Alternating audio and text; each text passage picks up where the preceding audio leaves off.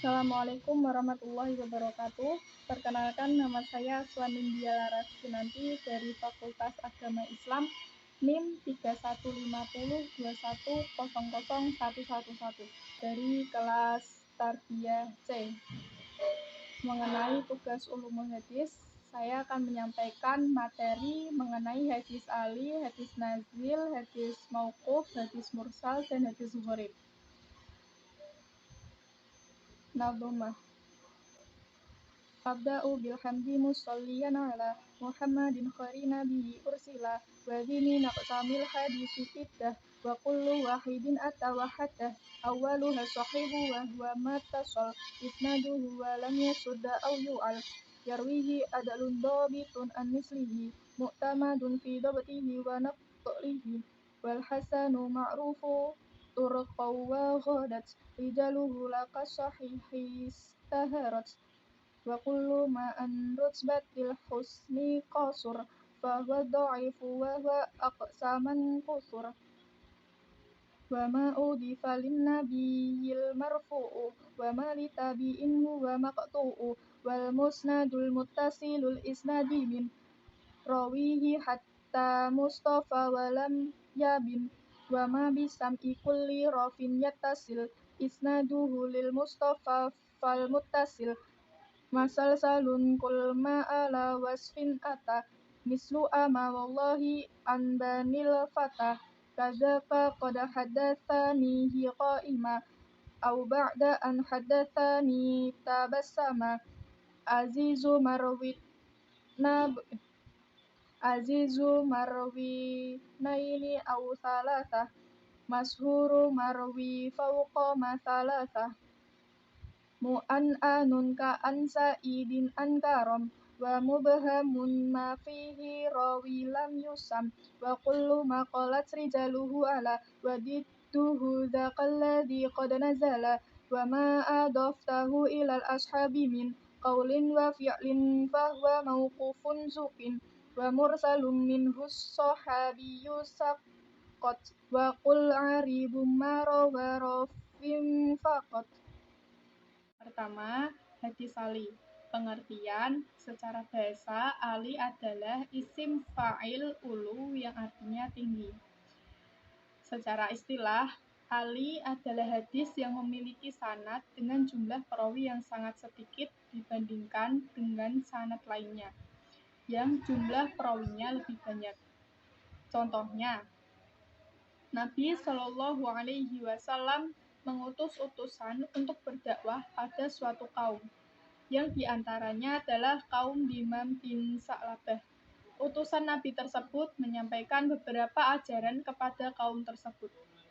Namun, Dimam bin Sa'labah tidak mencukupkan hanya mendapatkan ajaran dari utusan yang dikirim oleh Nabi tersebut.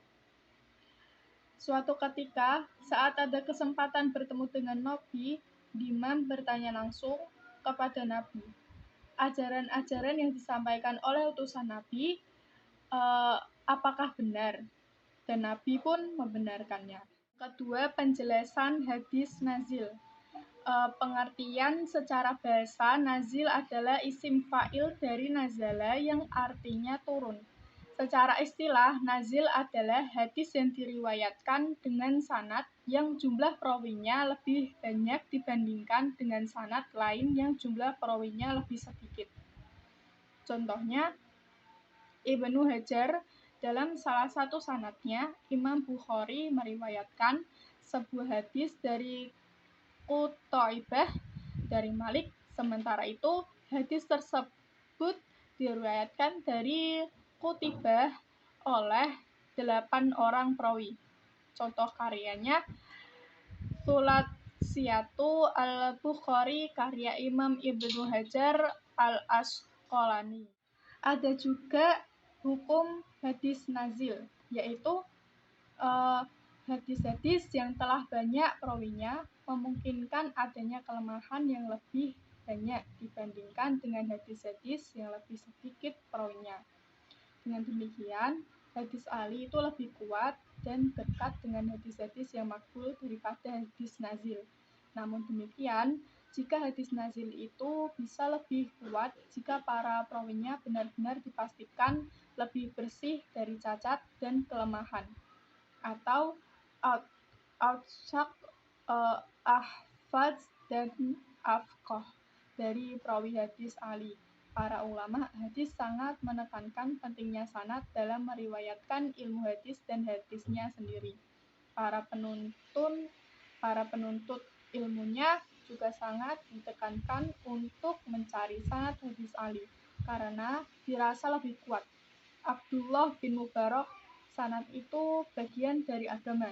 Tanpa sanad, maka orang akan berbicara sesuka hatinya. Yang ketiga, pengertian hadis mauquf. Secara bahasa, mauquf adalah isim maf'ul dari waqaf yang artinya berhenti.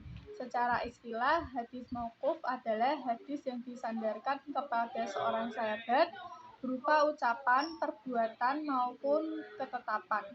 Contohnya, Imam Bukhari meriwayatkan dari Ali bin Abi Thalib radhiyallahu anhu berkata, "Berbicaralah kepada orang-orang dengan apa yang mereka mengerti.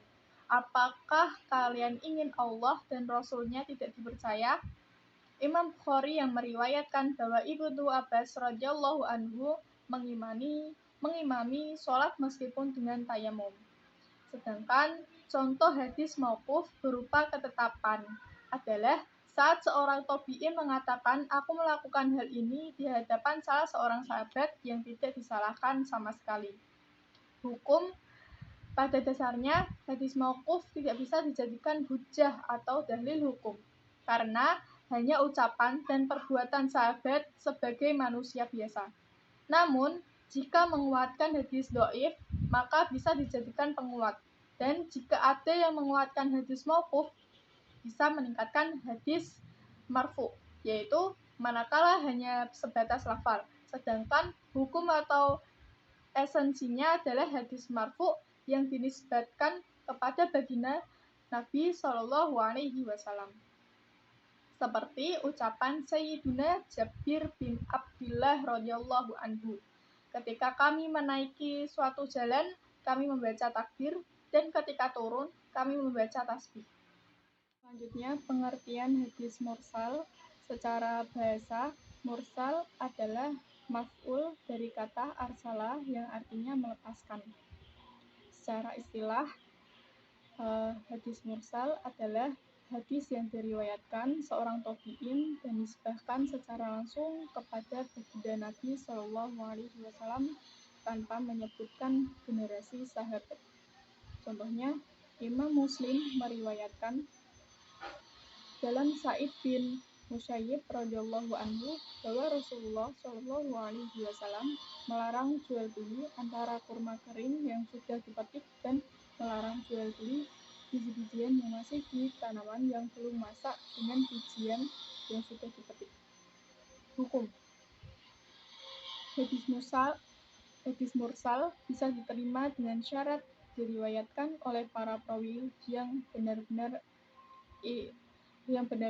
thiqah atau terpercaya, yang dikuatkan dengan hadis-hadis lain yang lebih kuat.